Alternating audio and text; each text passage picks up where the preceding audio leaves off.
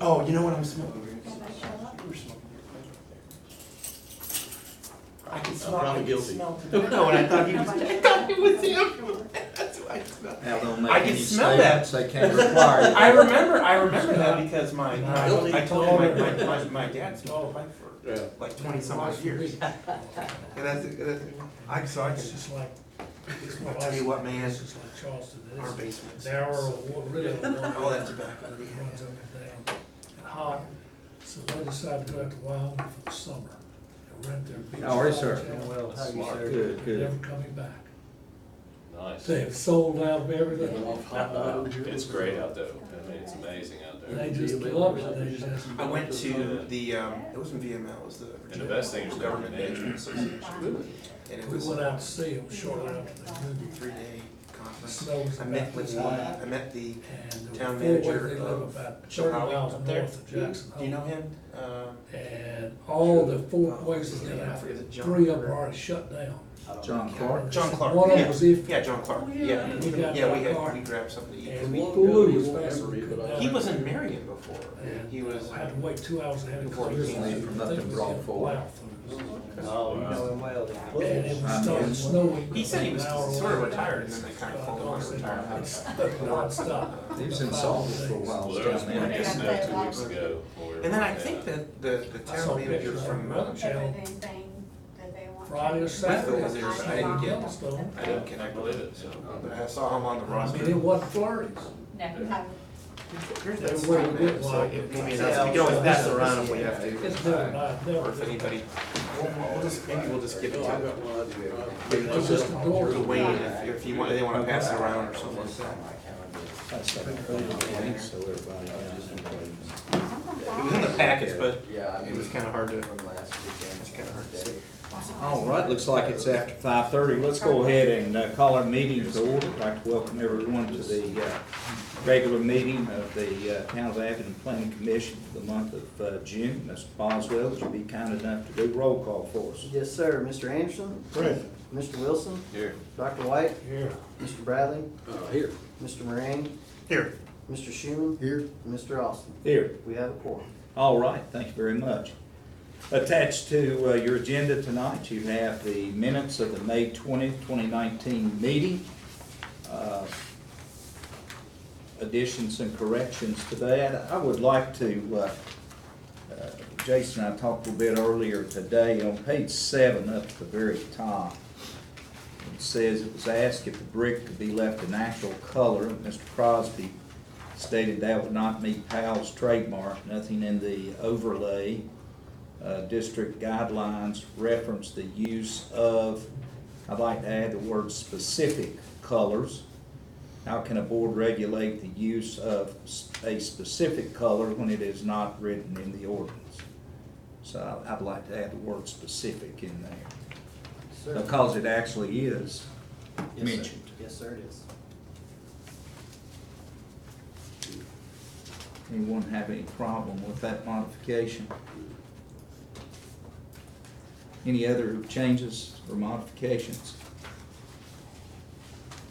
If not, I'd be pleased to entertain a motion to approve it as modified. I'll make a motion to approve the minutes as modified. Thank you, sir. Second? I'll second. All right, motion made and seconded. Any additional discussion? Hearing none, all in favor say aye. Opposed? Abstain. Yeah, I need to abstain, I wasn't in the meeting. All right, Mr. Wilson, Mr. Schuman abstain. All right, next on our agenda is public comment. I don't think anyone signed up, nor do I think there's anyone here otherwise. So we'll dispense with item D and move on to our discussion of the proposed changes regarding signage and the proposed changes involving site plan review. Mr. Boswell, would you like to go over that with us? Yes, thank you, Mr. Chairman. I asked Mr. Gagg to come up here to drive while I come up here. Well, the good news is we don't have to vote on anything today, so that's good. Back in January, the town council asked staff to organize a zoning ordinance update review committee to go over the entire zoning ordinance. we do have some issues with our zoning ordinance currently. And one of the things that staff been having a considerable amount of trouble with is the sign ordinance. I gave this a copy of the revised, I think back in April, to the commission members. After talking to Mr. Moraney, it seems like we've got a little bit more work to do, but I'd be more than happy to take any comments or have a discussion on what you see that you like, what you see that you don't like. I have just a few notes. Yes, go You ahead. just want me to go through them, or? You can go through them, you can give them to me so we can make the changes or take a look at them and see if Well, it's only, appropriate. yeah, I'll give them to you, so you Okay. can. But one of the things that I saw particularly, two things I think that probably need some discussion is, one, the difference between a temporary sign and a movable sign or portable sign are really not that much different. Yeah, I would argue that they're not different at all. Yeah, and I mean, like it's basically said that they have to, they have to be affixed to the ground. That's really confusing to me. So you basically prohibit a portable sign Right. and you allow certain, temporary signs. So it seems to me that would be one of the areas where there's some confusion. I agree with you. And the other thing that I noticed was on the banners, and I guess it hit me because there's a banner there now. There's discussion in part of the ordinance, that, and I think this is very important, that you have to be able to read a sign from the road. In other words, so that you don't have traffic slowing down, or you don't have and that's not necessarily in the banner area. And I noticed that the banner that's up there now for the Trigg Street School is very small. And I think you may need language in the banner area that either specifies a size or readability from a distance or something, so you don't end up with the sign you have there now. Again, I had no problem with people putting up signs, but when it's that small, when you start to read it, your first impression is you're gonna slow down, and as soon as you slow down, you're creating a hazard. Person behind you may not be interested in reading. Exactly. And you may find that out in a very uncomfortable way. But the other things I had were just little, like, areas where wording looked like you, little things. I can give that to you. Yes, sir. I appreciate that. But those were the two things that jumped out at me probably as much as anything. Okay. So you're suggesting like a minimum size for the lettering on it? Yeah, well, yeah, because otherwise, the way it's worded is that basically, there's all this discretion, and if you don't have a minimum size, somebody's gonna say, well, so-and-so did it this way, and now you won't let me do it. I think you're better off. And you may even have to look at the main part, the main part of it, so at least you get some flavor for it, like the riverboat light sign, in big letters, riverboat. You see these things, we cycle, big letters, you can kind of tell what you're looking at. And in that sign, you really can't. The color is such, in the letters size, it just doesn't jump out at you. That's a great point. Thank you, Mr. Schuman. Other comments? Yes, sir. Comment. This is about, I was talking to Jason about this. In the exempt signs, section 21-5, there's a lot of new language added. And one of the concerns that I had was in light of the Supreme Court decision, Reed versus Town of Gilbert, which was about 4 years ago, I think the decision was issued. We have to be careful on how we regulate content of signs, and it's put municipalities in very difficult positions, because we used to be able to regulate certain things, and now the court has said we can't. So I think we're probably gonna have to revisit this particular section, and I've asked Jason if maybe it would be advisable if we sought assistance from a land use or a zoning attorney just to help us write, if anything, this specific section.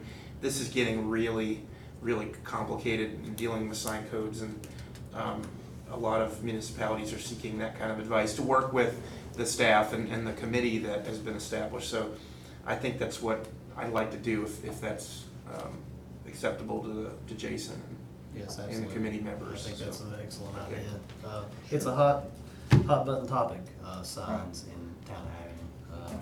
I mean, there's a lot of municipal ordinances out there that are just currently unconstitutional because we don't, like you see ones that say, okay, political signs couldn't be up 30 days before an election. Well, you can't do that. I mean, so if it's in the code, then we just can't enforce that because it's a freedom of speech issue and we're putting restrictions on content-based signs. So anyhow, so that was the other comments, or comments to that section, but I didn't have anything else as far as the. And there's a lot of that language in there currently in our code that suggests content-based stuff, there's a time limit on it, and Jimmy's saying, we really can't do that. So I was gonna mention in that 21-5-1, that D, the sign engineering architect and engineer contractor, you know, that when you have federal funding, they require you to have a certain sign. And a lot of times, it's gonna be 64 square feet. Okay. So we need to make sure we just, you know, DHCD and USDA, Rural Development, those guys, it's literally required that you have a certain size sign, certain size letters, and those kind of things. So we just wanna make sure we're not in conflict with that. Thank you for that, Mr. Wilson.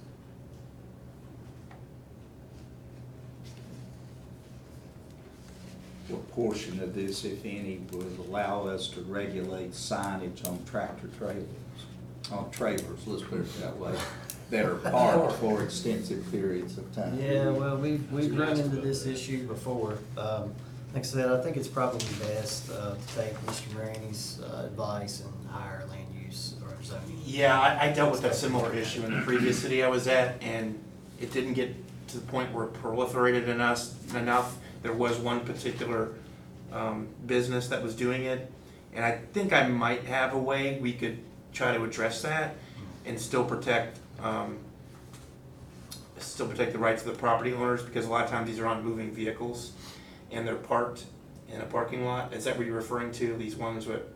And I think if what they're trying to do is somehow circumvent the sign code, which is what evidently they're doing, I think there may be a way we could get around it, but it becomes, I think, a legal issue, and that might be something. But I do have an idea I can discuss with Jason about it. And that really gets to that whole issue of what's a portable sign. Right, You know, right. is Yes. that a portable sign? And they're gonna say, no, it's not, it's a truck, or it's a, Yeah. but I mean, to me, they're trying to circumvent the sign code by getting around that.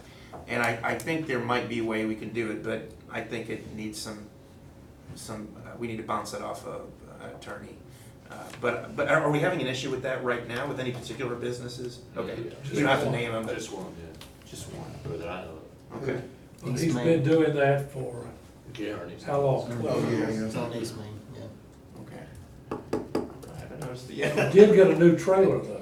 Yeah, You noticed that? We added one, didn't we? He's got rid of the other one, he's got a big one now, Yeah. with more signage. No, that's it. I know, we drove by it. I wanna tell you all that when I had Jason's job, signs were the bane of my existence. And I appreciate what he's going through. And I hope we can help clarify some of these things.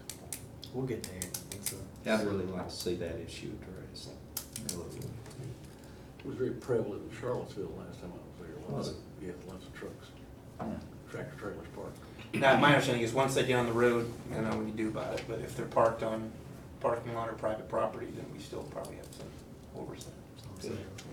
But he's got clothes in it, doesn't he? I mean, can't you go in the trailer? I don't know what Yes. to claim that is. Last time I But was you there, can go in and yes. buy clothes in the trailer itself, so it's really, Not quite, I resemble that one. Does it make, let me ask you this, Yeah. does it make deliveries?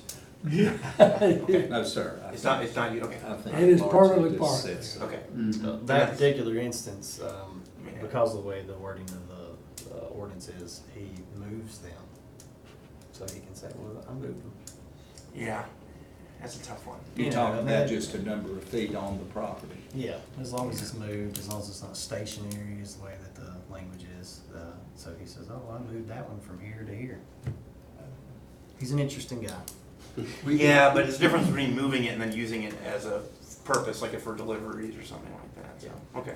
And no, there's no intent to use it, use anything but signage and storage, which may be, I mean, how much storage do you get?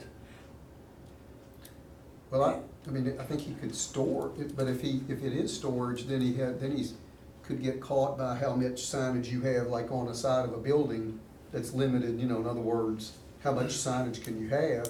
If it's for storage and just sits there, then it's part of his establishment, then he has a problem with the square footage of the signs. So I mean, he's gonna he would run into a problem somewhere. It's just what problem it would be, and again, we've had issues, with parking lot at Bella's with him, and so you are gonna have to cross all your Ts and dot all your Is. Because I always remember, and I bring it up, JJ from Bristol Sign got us to give a special permit to Food Country. Do you remember that? When they went to a digital sign, they already had a footprint there that was, digital signs, what, 5 feet, is that what whatever it is. They had a footprint of an old letter sign of, let's say, 7 feet, and they wanted to put up a digital sign. So they came in and pleaded, look, the signs, we're just gonna make, it's gonna be digital, it's gonna be, but we need that, 7 feet, it's gonna be no bigger than the old one. We said, all right, we'll do it.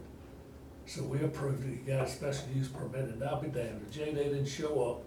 2 months or 3 months later, he had another client that he wanted to do a 7-foot sign, and we told him no, and he said, well, you let Food Country do it.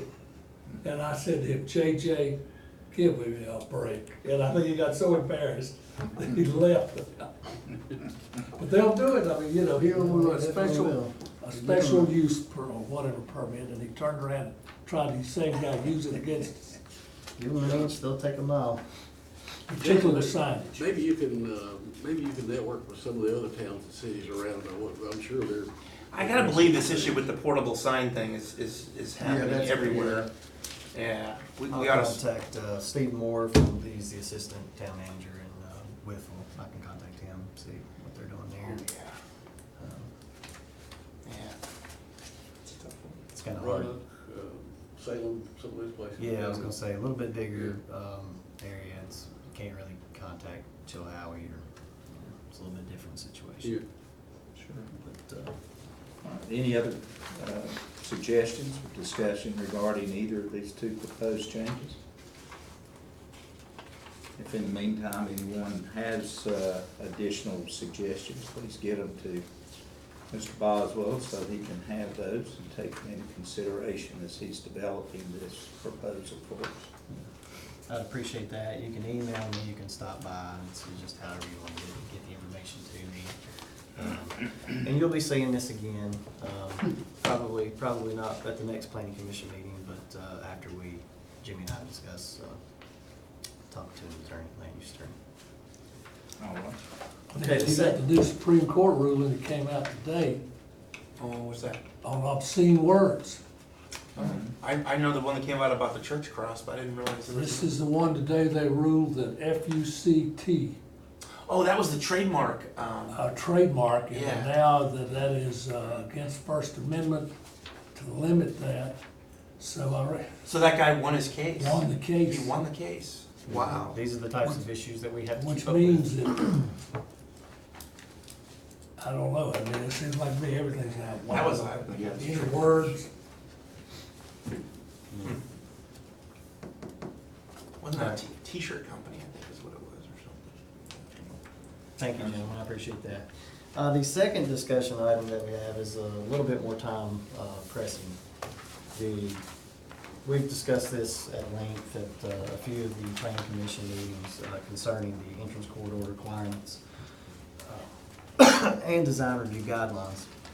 And the town council at the last council meeting has asked for the planning commission within 60 days to give a recommendation on design review guidelines and also removing or adding roads that would meet the criteria for the entrance corridor overlay district. We've got a map here that shows VDOT, this is a VDOT map that shows the actual arterial roads in the town of Abington, which are East Main, West Main, Cumming Street from I-81 bridge to Valley Street, Jonesboro Road from I-81 to West Main, Porterville Highway from corporate limits to Main, and Russell Road from Porterville to Main. Now, So- that's their designation, VDOT's Yes, sir. designation. Yes, sir. And as I read in the material you furnished to us, they're reluctant to either add or delete Yes, sir. any other That incurs designation. a major cost for VDOT, and they are very hesitant to look at redefining a road to an arterial road. I think it has to meet certain traffic count. It does, yes, sir. Yeah, okay. So they're just not gonna willy-nilly say, well, we're gonna put, that road as an arterial because. There's funding. Yeah. There's quite a few things that are involved in So it. only the arterial roads can be designated historic. Yes, sir, per the statute 15-2-2306 that enables the And localities to that's what establish. Cam's knows. Yes, sir. Mr. Bell has been in contact with Albemarle County. Albemarle County is experiencing the same exact thing that we're experiencing right now. They have roads that do not meet that criteria. The town attorney has basically told, Albemarle County attorney has told their planning department not to institute those regulations on the roads that do not meet that criteria.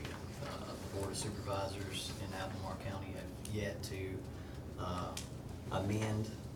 I do not want to get in that situation. That's confusing. I think if we're going to do an amendment, we need to go ahead and do it instead of, as a practical matter, just staff ignoring those roads. I think they need to be taken out. So Mr. Bell and I have taken a stab at giving you a rough draft of some design guidelines and amendments that mirror the historic district guidelines and the verbiage in the historic district.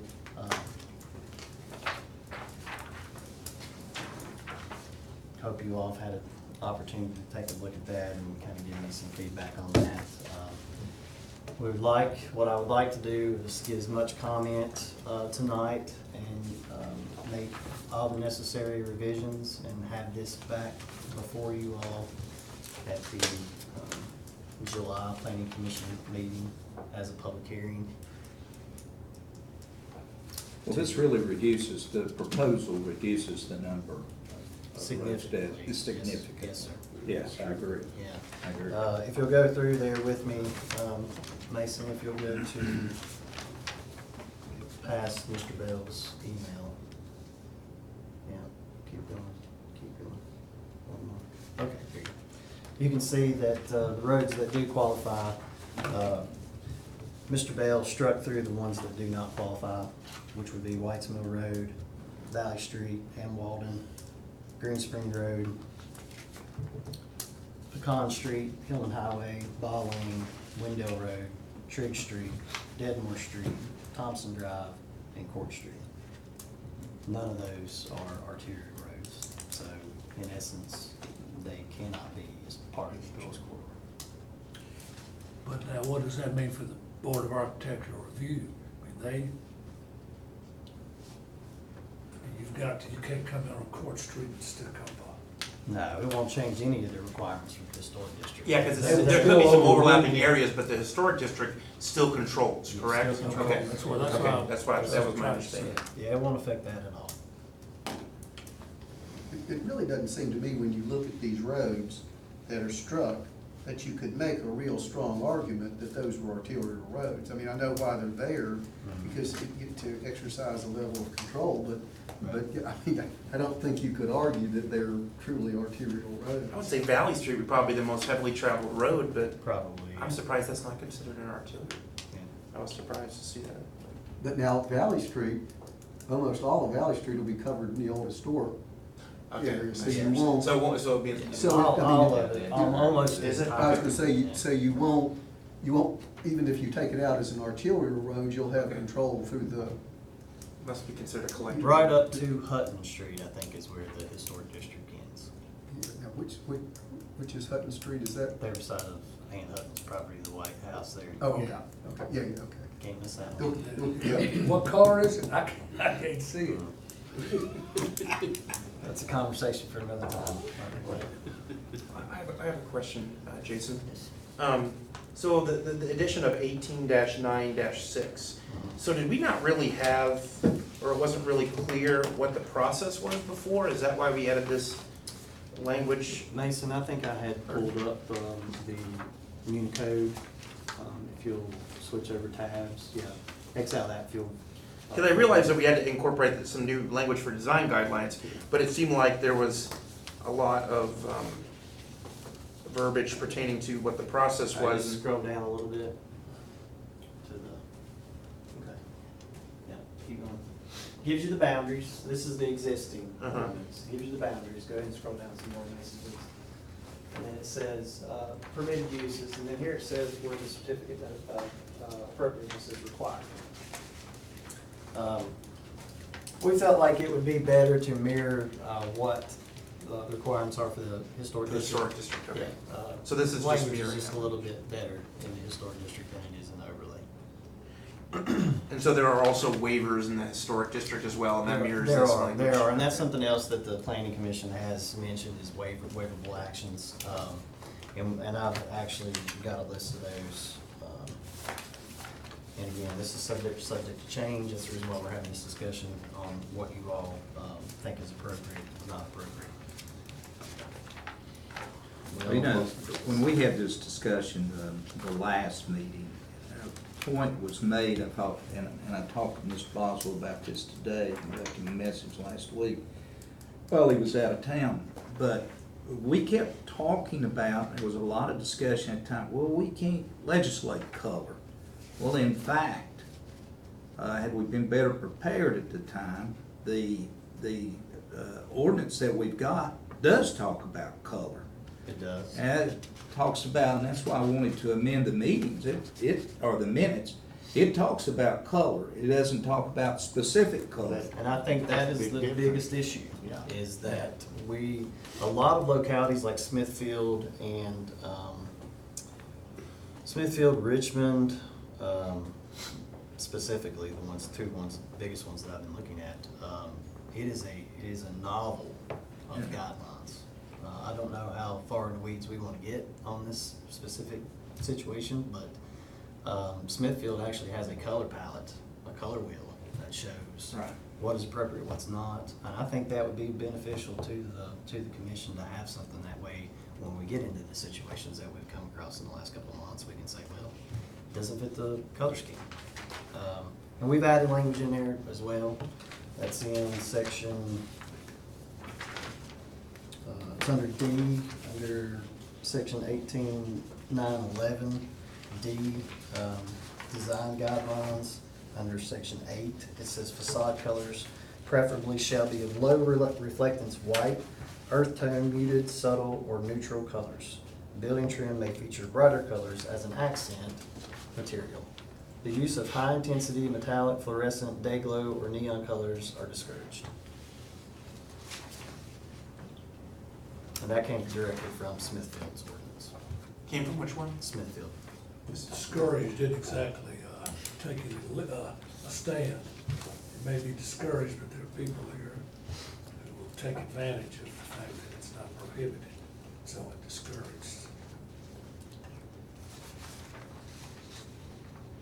I do have a question. Section 18.99, it said by either a 4-to-1 or unanimous vote of the commission.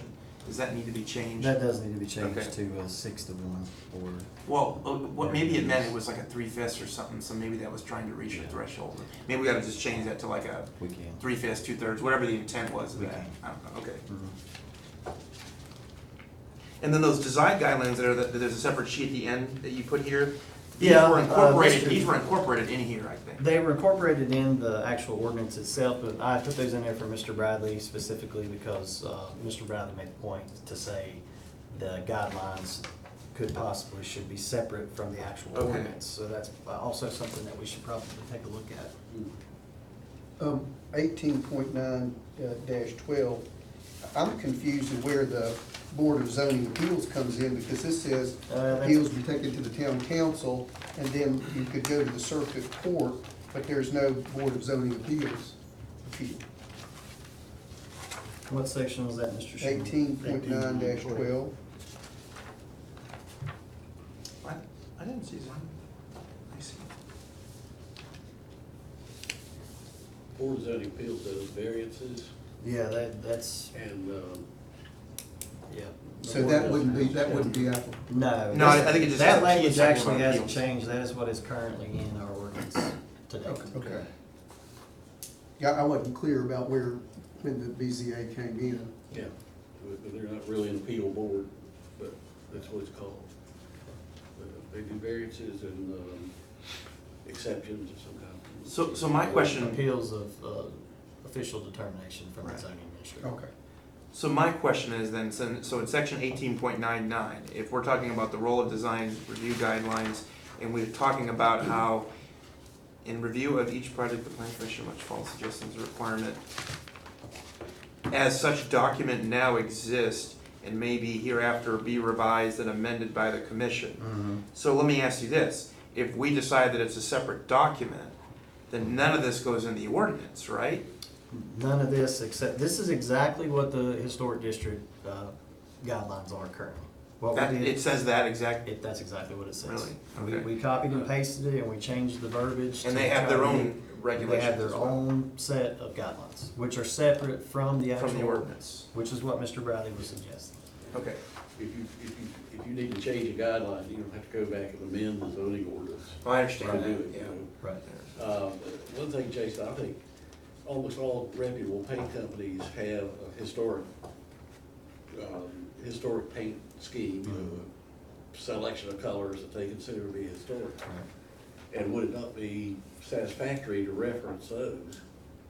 You know, just say, I you know, don't we'll have, accept, we'll I accept don't have a any, problem with that at all. we'll accept any color from a standard historic paint scheme of these paint manufacturers. What happens But if, limit the number of them. And I think it's the second time that Mr. Bradley's brought that up, and I think it's an excellent idea if we do decide to just reference, historic paint from, Yeah. Sherwin Williams. what happens to people in the historic district that have already painted their homes and been approved? That's always been sticky, because you've got people within the historic district who have things grandfathered in that you probably wouldn't allow, say, if somebody came with a design.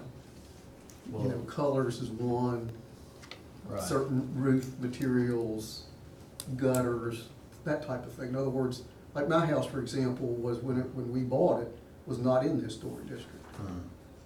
Some of you may remember the color that it was painted when we bought it. It was a bright navy blue. And That's true, I remember that. Miss Fullerton had painted it. You know, that certainly wouldn't have passed muster, of course. And I will say, when you try to have a house that's navy blue and you need to cover navy blue paint, it is not an easy task. 3 or 4 coats. Yeah, but, Are you know, you- what I'm saying is, that's a little bit of a question I have. You've got certain things that have been grandfathered in. In other words, they were there, they were allowed, you can replace them with what you have. Mhm. Those things get to be confusing. Right. Well, but you're speaking specifically towards the historic district, not the entrance court overlay. Yeah, but I guess it wouldn't matter whether something was grandfathered. In other words, if it had been there, if you had a business that was there and it didn't qualify with the color, you'd still have the same issue.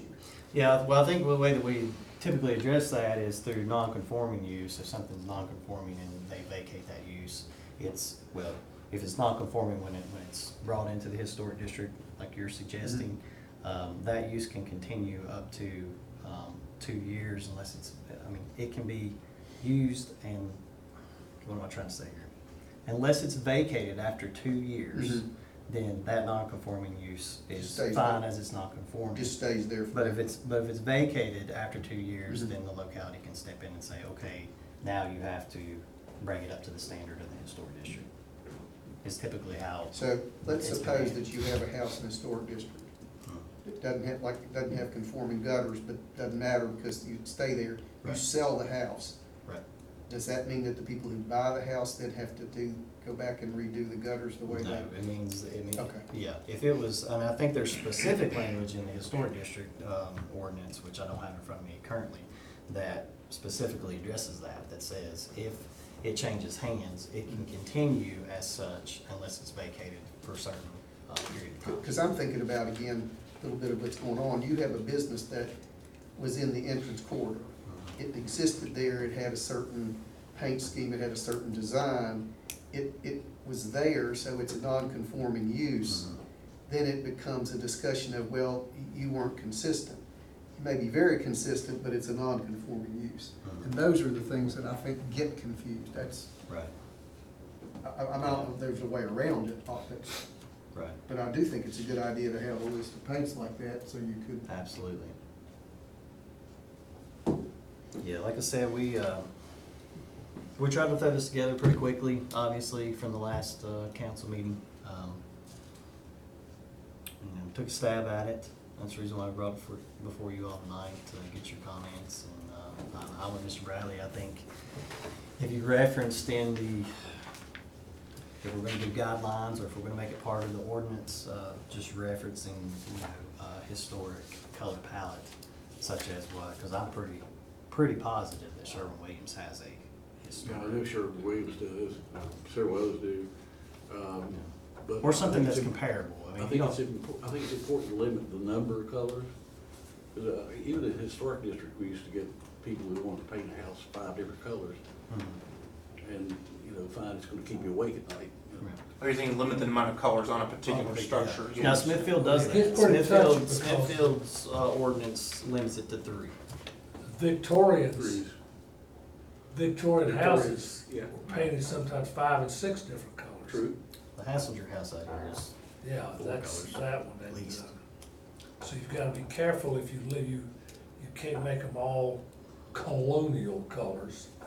In this case, we're talking about the approach to the historic district, not the historic district itself, so. Or both, that you make allowances for the period in which it was built. And then, I've always heard that all these gorgeous Victorian homes during the First World War, when there was no paint available, well, they all got whitewashed. And it then became kind of the standard, but almost all these Victorian homes were painted. Even I've got pictures here having the striped posts in the front porch, and, they went totally overboard there. But you gotta make some allowance, right, for the period of a house that it is, or structure. and I don't want to get too far off into the weeds, but another big thing that's a lot of the counties are doing is murals. And we currently don't have anything that limits or prohibits murals. I think murals can be fantastic. We actually have one right beside of the park down here. Luke's Cafe has a mural on the side of its building. So that's something, we may want to address. Just a thought. So I just wanna make sure I understand, if we went with Al's approach. So essentially, we would keep, if we decided to recommend, the design guidelines be separate from the ordinance, basically, everything after 4, which would be D, it's on page, well, these aren't numbered. It's on, under landscaping, let's see something. D, design guidelines? Yeah. Yeah. All of that would be extracted That from would be this, in its separate document. and then it would go right to E. Mhm. Well, I guess there wouldn't be any, that would now become D, Yeah, because. we would change all that. So basically, everything else would stay the same because, or everything else in between would follow because it's referencing, it's saying, here's what, in addition to those specified in the design guidelines in 18-911, the commission shall consider the following matters in passing on the appropriateness of a particular project. Then it goes A, landscaping, B, signage, C, architecture, D would come out, because we've already referenced, we're gonna take that into consideration. and then the next one would be Site plan. site planning, okay, so is that, I just wanna make sure that's what I'm understanding, Yes. that's what that would do, If that okay. is, if that is what If- the commission. If that's says what we you- decide Yes. to do, Yes, sir. okay.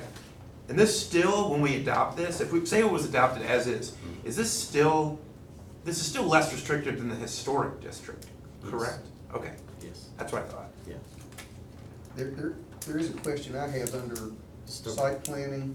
Mhm. It says parking lots will be interconnected on adjacent parcels whenever possible. That's what the current language of the code reads, Mr. Schuman. That hasn't been changed I at all. didn't, I mean, I can't, I think it maybe would mean whenever possible, maybe, I Right. think it leaves us some Well, wiggle room, maybe, to Like, encourage. like in the Meadows development, that is part of the requirement, those parking lots are all interconnected.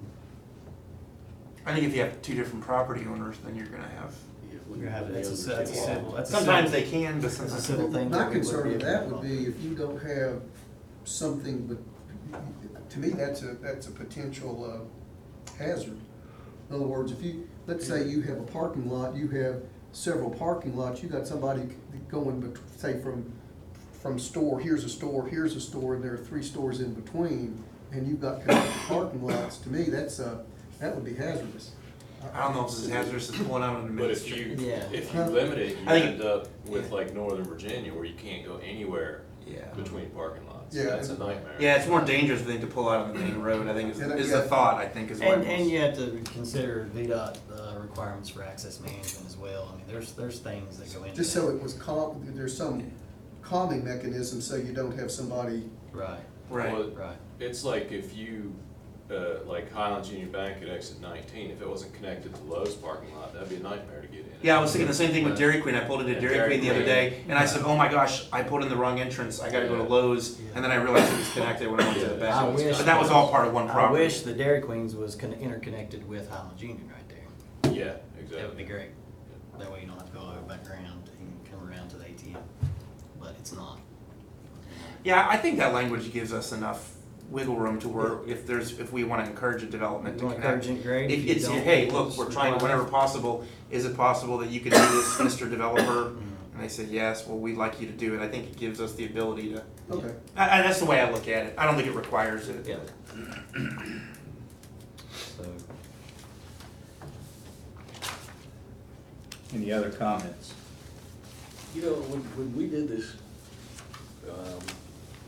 ordinance, I don't remember the language in the state law saying that the requirement was to be both arterial and approach to the historic district. I don't remember that. Is it possible the state code was changed after our law was enacted? it's very possible. It's very possible. I don't know by my memory at all, but,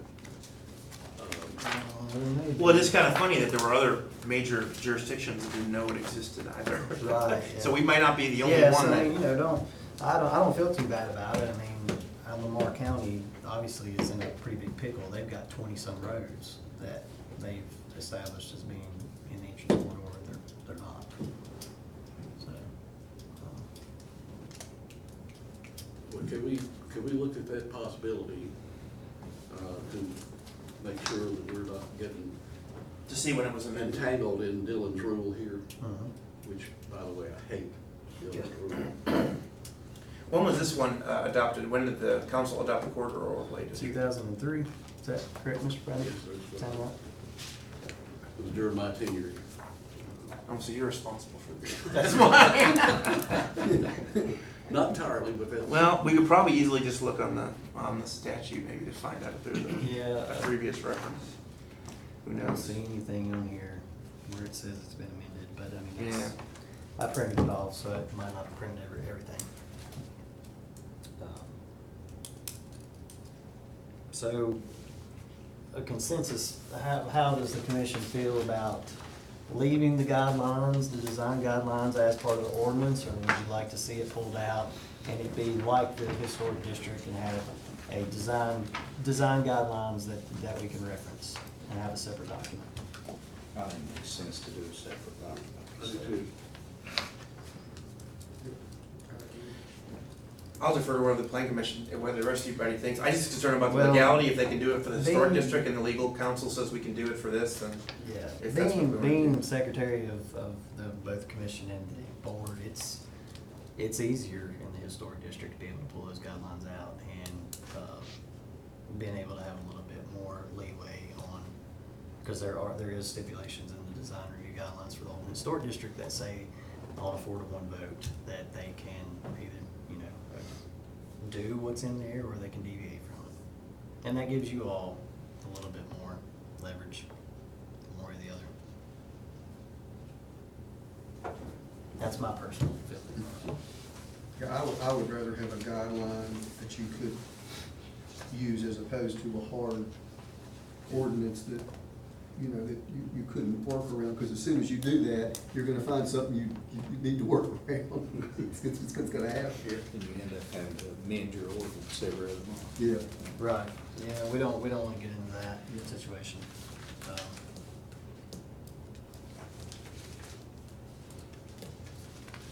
So then that means D would that would come out then? Yeah, D would Just as come I out said in earlier. its entirety and be just, its own separate guidelines. Okay. We could take out, the, waiverable actions. And I took, as far as the waiverable actions are concerned, because I know we've had this discussion before, we had one, property owner that was upset that she had to stop painting her building to come in here to get a certificate of appropriateness. I won't mention that property by name, but it was relatively recent. And I felt for the lady, because that was a pain for her to have to stop what she was doing and come in here and get a certificate of appropriateness when it was obviously an appropriate color scheme that she was going back with. So that's one of the things that could be a waiverable action, repainting a scheme that duplicates existing paint colors or the colors defined in the design guidelines is the way that I have phrased that. Replacing the windows that duplicate the existing windows, relocation of heating and cooling systems, addition or deletion of awnings, temporary canopies, window air conditionings, or similar. Exterior alterations or additions to existing structures not visible from a public street, right of way, or determined by the administrator to have no permanent effect on the character of the district. I think that's also an important one. We got a lot of developers that just want to add, some extra storage in the back that's not gonna be seen from the public way. I don't see the need in those people coming in here and trying to get a certificate of appropriateness if it's never gonna be seen, or if it's not gonna affect the character of the building in any way. And replacing roof materials that replicate existing materials. I think that gives some waiverable items that are, pretty hot topic that I tend to get chewed on for.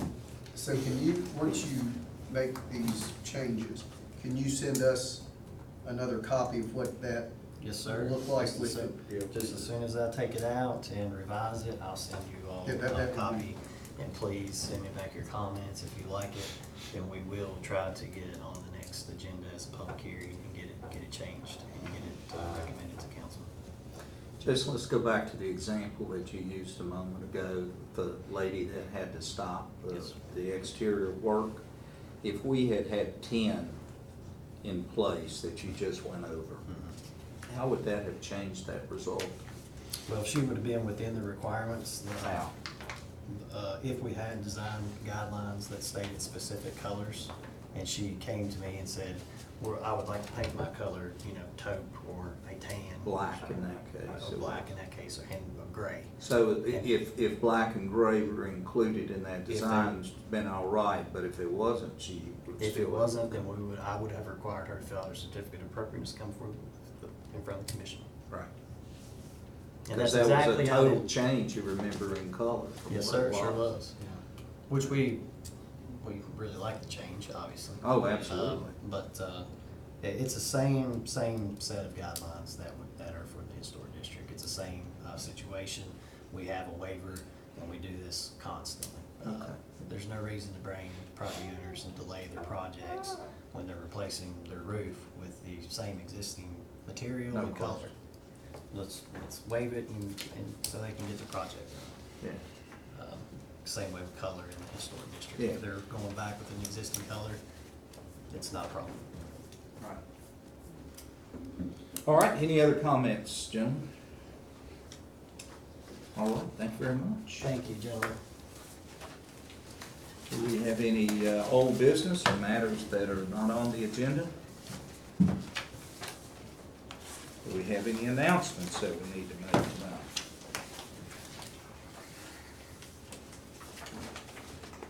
Hearing none, I'll entertain a motion to adjourn. So moved. Second, Second. all in favor say aye. Aye. And opposed.